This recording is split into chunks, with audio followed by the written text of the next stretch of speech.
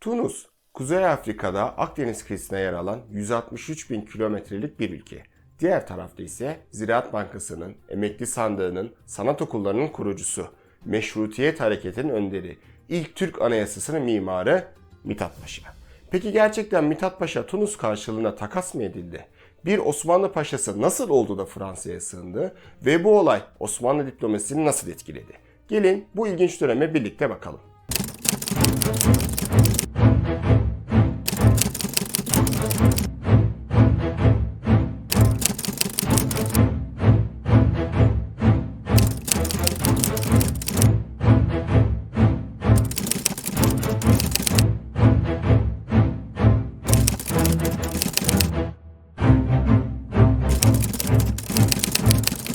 1822 doğumlu Mithat Paşa, Osmanlı'nın 19. yüzyıldaki en dikkat çekici isimlerinden biri. Niş, Tuna, Suriye, Aydın gibi önemli eyaletlerde valilik yapmış, günümüzün Danıştayı olan Şurayı Devlet Başkanlığı'nda bulunmuş, 2 kez sadrazamlık makamına getirilmiş bir devlet adamıdır. Lakin tüm tarihçilerin kabul ettiği bir şey var ki devletin merkezindeki görevlerinden ziyade taşra dediğimiz eyaletlerdeki faaliyetleri çok önemlidir. Sanki dünyaya taşrada vali olmak için gelmiş. İlber Ortaylı Mithat Paşa'dan taşrada eyalet yönetiminde dünyada bir numara, Avrupa'ya örnek bir idareci ama merkezi o kadar başarılı değil şeklinde bahseder. Vali olarak kalması gereken bir karakterin başkentte bürokrat olması yanlış tercih olduğu aşikar. Başarılı bir vali profilinin yanında aynı zamanda meşrutiyetin de en büyük savunucusuydu. Devletin kurtuluşunu anayasal yönetime geçişte görüyordu ve bu fikir onu tarihin en riskli hamlelerinden birine sürükledi. Devlette işlerin kötüye gittiği bir sırada Mithat Paşa ve arkadaşları 30 Mayıs 1876'da darbe yaparak Sultan Abdülaziz'i tahttan indirip yerine 5. Murat'ı tahta geçirdiler. 5 Haziran günü ise Devrik Sultan Abdülaziz 2 bileği kesilmiş halde ölü bulundu. Tabi Abdülaziz'in ölümü intihar mı yoksa infaz mı başka bir konu. Lakin bu ölüm darbecilerin kaderini değiştirecek ki birazdan Mithat Paşa için durumu ele alacağız. 5. Murat'ın akıl rahatsızlığı onu sadece 93 gün tahta kalmasına sebep oldu. Mithat Paşa Şehzade Abdülhamit'le anlaştı. Neticede 30 Ağustos 1876'da 2. Abdülhamit tahta çıktı. Mithat Paşa da sadrazam oldu. Mithat Paşa'nın bu ikinci sadrazamlığı da çok uzun sürmedi. Sultan Abdülhamit 5 Şubat 1877'de sadaret mührünü elinden alarak yurt dışına sürdü.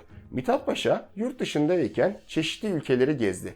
Devlet adamlarıyla özel görüşmeler yaptı, çeşitli yazılar yazdı. Abdülhamit, Mithat Paşa'nın bu faaliyetlerinden kuşkulanınca önce Eylül 1878'de Girit'te oturma zorunluluğuyla ülkeye dönmesine izin verdi. Daha sonra Suriye'de yaşanan karışıklık üzerine 10 Kasım'da Suriye valiliğine atandı. Burada yine Mithat Paşa'nın valilik meziyetlerinden yararlanmak istenildiği aşikar. Suriye'de güvenlik ve imar konularında bir takım çalışmalarda bulundu ama hakkında karalama kampanyaları hiç bitmiyordu. Neticede 4 Ağustos 1880'de Suriye'den Aydın valiliğine atandı. Aydın valiliği sırasında Mithat Paşa, Sultan Abdülaziz'in ölümüyle ilgili yürütülen soruşturma kapsamında gözaltına alınmak istenir. 17 Mayıs 1881 gecesi Mithat Paşa'yı tutuklamak için harekete geçilir. Vali konağın bitişindeki kışlada asker silahlandırılır. Gece saat 2.30 sularında konak kuşatılır. Asker konağın bahçesine girer. Tutuklanacağına dair önceden haber alan Mithat Paşa gafil avlanmaz. Kurtuluşu kaçmakta bulur. İzmir'deki Fransız konsolosluğuna sığınır. İşte Tunus ile Mithat Paşa hikayesi tam olarak burada başlıyor. 17 Mayıs sabahı Sultan Abdülhamit İstanbul'daki Fransız Büyükelçisi'ne durumu bildirir.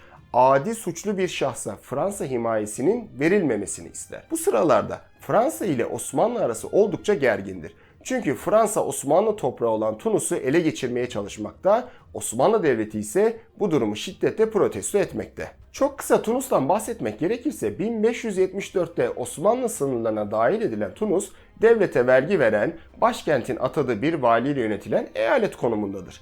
Lakin 19. yüzyıla gelindiğinde devletin otoritesinin zayıflaması, devletin eski gücünde olmaması sömürgeci devletleri harekete geçirdi. İtalya ve Fransa arasında rekabet alanına dönüşen Tunus'ta Fransızlar İtalyanlardan önce harekete geçerek Tunus sınırındaki düzmece bir kavgayı bahane edip 1881 yılı Mart ayında buraya asker sevk etti.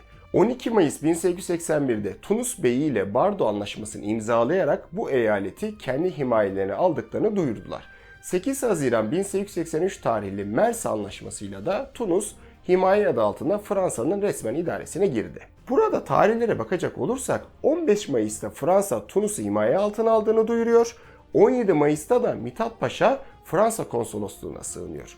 Burada net bir durum var. O da Fransa'nın Mithat Paşa'yı himaye etmesi demek, iki ülke arasında ilişkilerin kopma noktasına gelmesi demek. İstanbul'daki Fransız Büyükelçisi durumun farkında olup ülkesine çektiği telgrafta Mithat Paşa'nın hemen teslim edilmesini ısrarla teklif etmiştir. Büyükelçi Mithat Paşa'nın teslimiyle ilişkilerin düzelebileceğinin farkında. Tunus meselesi varken Mithat Paşa'nın böylesine bir hareketi de Büyükelçi ayrıca kızdırmış olmalı.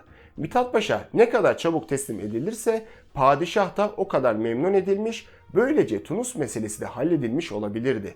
Sonuç olarak 18 Mayıs günü Mithat Paşa Osmanlı yetkililerine teslim oldu. Peki Mithat Paşa'nın teslim edilmesinden dolayı gerçekten Tunus Fransa'ya bırakıldı mı? Bu iddia nereden ortaya çıktı? Konu hakkında Fransa arşivinde çalışan Bilal Şimşir eserinde bize kıymetli bilgiler sunmakta. İstanbul'daki Fransa Büyükelçisi Tissot, olayın yaşandığı ve iade kararının verildiği akşam ülkesine bir telgraf çeker. Telgrafında bazı emareler bana sultanın Tunus meselesinin daha sükunetle düşünmeye başladığını göstermektedir der. Tunus meselesinde İstanbul'un o güne kadar sert tutumunda ani bir yumuşama oldu. Başlarda Fransa'nın Tunus'a yaptığı askeri hareket şiddetle protesto edildi, şimdi ise şiddet yerini sessizliğe bıraktı. Peki elçi neden böyle bir düşünceye kapıldı?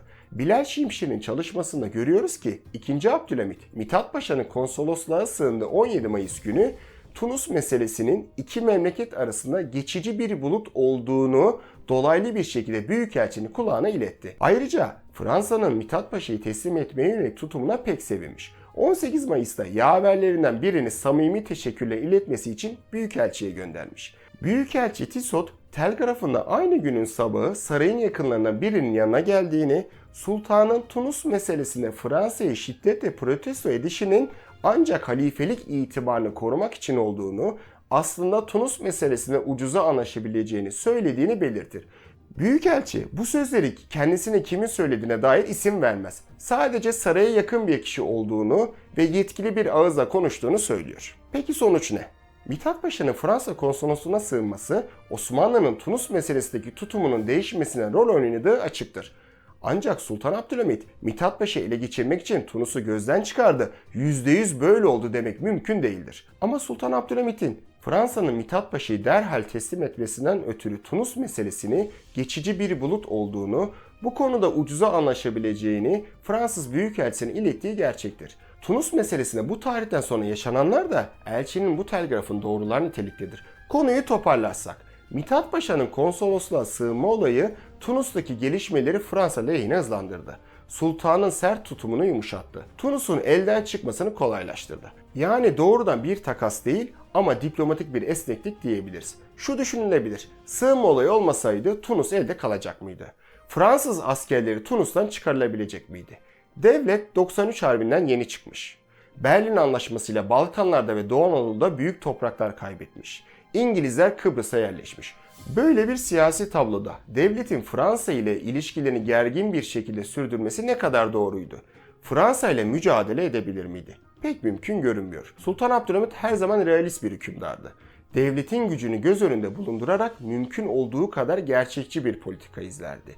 Dış politikada büyük devletlere karşı mücadele ederken sonuç alamayacağını gördüğü zaman geri adım atmaktan kaçınmazdı. Tunus gibi, Mısır gibi elde tutulamayacak bölgeler için maceracı bir politika gütmek yerine devleti korumayı seçti. Ama Doğu Anadolu'nun Ermenilere verilmesi veya Filistin'e Yahudilerin yerleşmesi gibi konularda en ufak taviz vermedi. Sultanın bu siyasi yaklaşımını bilerek Tunus meselesi değerlendirmek gerektiği kanaatindeyim. Bu konu hakkında siz ne düşünüyorsunuz? Mithat Paşa'nın sığınması olmasaydı Tunus elde tutulabilir miydi? Fikirlerinizi yorumlara bekliyoruz. Bir sonraki videoda görüşmek dileğiyle. Allah'a ısmarladık. Hoşça kalın.